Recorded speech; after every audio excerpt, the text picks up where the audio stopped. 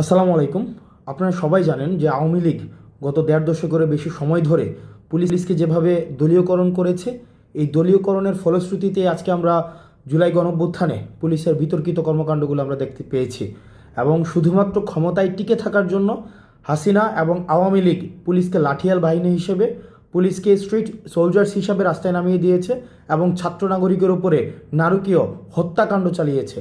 এবং এই যে পুলিশের এই বিতর্কিত ভূমিকাটির কারণে আজকে আস্থার সংকটে সমগ্র পুলিশ বাহিনী পড়েছে। এবং আপনারা আরও জানেন যে গুটি কয়েক ছাত্রলীগের যে ক্যাডারদেরকে আওয়ামী লীগ নিয়োগ দিয়েছিল পুলিশে, সেই সব ছাত্রলীগের গুটি কয়েক পুলিশ সদস্যের ব্যক্তিস্বার্থের কারণে সমগ্র পুলিশ বাহিনী কিন্তু এই আওয়ামী লীগের দলদাস হিসেবে গত দীর্ঘ দেড় দশকের বেশি সময় ধরে আওয়ামী নির্যাতন, নিপীড়ন, গুম, খুন, হত্যার সাথে জড়িত হতে বাধ্য হয়েছে।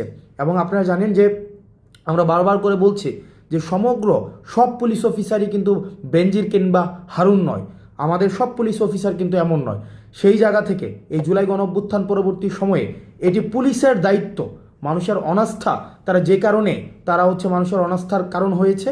এখন তাদেরকে কাজের মধ্য দিয়ে প্রমাণ করতে হবে তারা ছাত্র নাগরিকের পুলিশ এবং ছাত্র জনতার পুলিশ।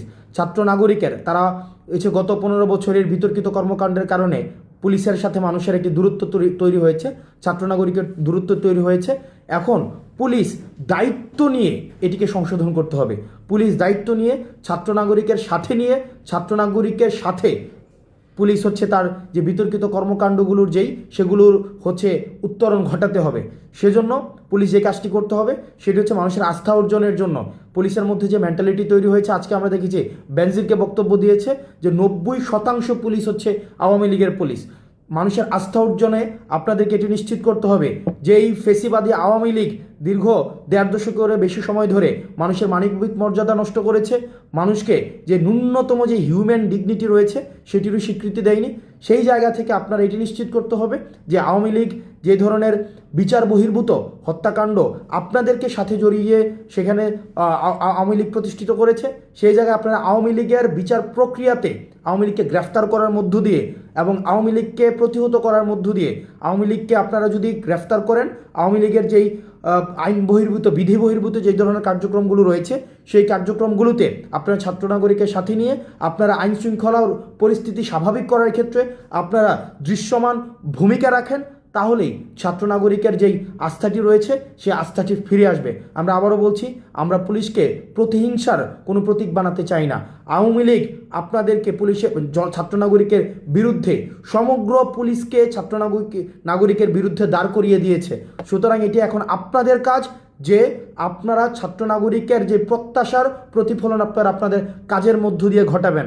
আমরা আমাদের জায়গা থেকে আপনাদেরকে সহযোগিতা করব। আপনারা যদি মনে করে থাকেন ছাত্র নাগরিকের আপনাদের কাজে সহযোগিতা করতে পারে, আমরা সামাজিকভাবে আপনাদের কাজে আমরা সহযোগিতা করব।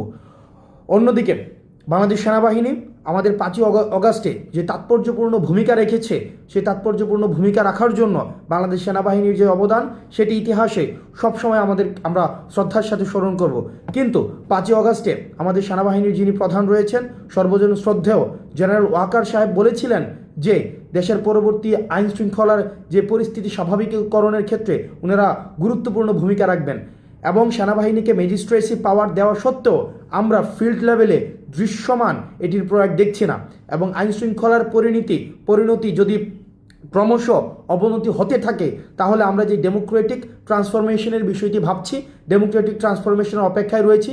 আমরা রিফরমেশনের মধ্য দিয়ে আমাদের গণতন্ত্রের পথে যে আমরা উত্তরণের দিকে যাচ্ছি সেটি আমাদের ব্যাহত হবে। সেজন্য আমাদের সেনাবাহিনীর প্রতি আহ্বান থাকবে, প্রান্তিক পর্যায় থেকে সমগ্র বাংলাদেশে আপনাদের দৃশ্যমান আমরা পদক্ষেপ আপনাদের দেখতে চাই। এবং আইন শৃঙ্খলা স্বাভাবিকরণের ক্ষেত্রে ছাত্র নাগরিককে সাথে নিয়ে আমরা এই নিশ্চয়তা দিচ্ছি, আমরা পরবর্তী বাংলাদেশ বিনির্মাণের ক্ষেত্রে আমরা ছাত্র নাগরিকদের সাথে নিয়ে আপনাদের যে পরবর্তী পদক্ষেপ রয়েছে আইন শৃঙ্খলা স্বাভাবিকীকরণের ক্ষেত্রে, সেক্ষেত্রে আপনারা দৃশ্যমান পদক্ষেপ নেবেন। এবং আপনাদের যে ম্যাজিস্ট্রেসি পাওয়ার দেওয়া হয়েছে সেটি দৃশ্যমান আমরা প্রয়োগ দেখতে চাই।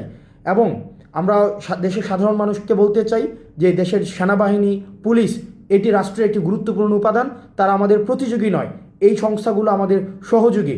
এবং বিদেশি ইন্ধনে বিদেশ থেকে বা আমাদের পার্শ্ববর্তী যেই দেশগুলো রয়েছে সবসময় চাইবে এই প্রতিষ্ঠানগুলো যদি দুর্বল হিসেবে প্রমাণিত করা যায়, তাহলেই আমাদের বাংলাদেশের বা আমাদের এই যে ভূখণ্ডের দখলদারিত্বের ক্ষেত্রে, আমাদের পূর্ণাঙ্গ দখলের ক্ষেত্রে আমাদের যে পার্শ্ববর্তী দেশের যেই প্রভাব তত বেশি বিস্তার করতে পারবে। সেজন্য আমাদের প্রতিষ্ঠানগুলোকে শক্তিশালী করতে হবে এবং প্রতিষ্ঠানগুলোকে দুর্বল করার ক্ষেত্রে যত ধরনের ষড়যন্ত্রই আওয়ামী লীগ থেকে করা হোক না কেন, সেগুলো আমরা অবশ্যই সেগুলোর বিরুদ্ধে আমাদের সবসময় আমাদের সর্বাবস্থান থাকবে। বাংলাদেশ সেনাবাহিনী এবং পুলিশের প্রতি আহ্বান থাকবে, যে আওয়ামী লীগীকরণ করা হয়েছে, দলীয়করণ করা হয়েছে, সেই জায়গা থেকে আপনারা সেই জায়গার মনস্তাত্ত্বিক উত্তরণ আপনাদেরকে ঘটাতে হবে এবং এটি আপনাদের মনস্তাত্ত্বিকভাবে এটিকে আপনাদেরকে এই জিনিসটিকে আপনাকে অ্যাকনোলেজ করতে হবে যে আমরা ফেসিবাদ উত্তর বাংলাদেশে আমরা বসবাস করছি এবং এই পোস্ট যে এই রেজিম সিচুয়েশনে আপনাদেরকে ছাত্র নাগরিককে সাথে নিয়েই পরবর্তী বাংলাদেশ বিনির্মাণ করতে হবে। আমরা আপনাদেরকে সহযোগিতা করতে চাই। আমরা চাই বাংলাদেশ স্থিতিশীল হোক। আমরা চাই আমাদের বাংলাদেশের প্রত্যেকটি মানুষ সাম্য, মানবিক মর্যাদা এবং সুবিচারের সাথে বাংলাদেশে বেঁচে থাকুক। আসসালামু আলাইকুম।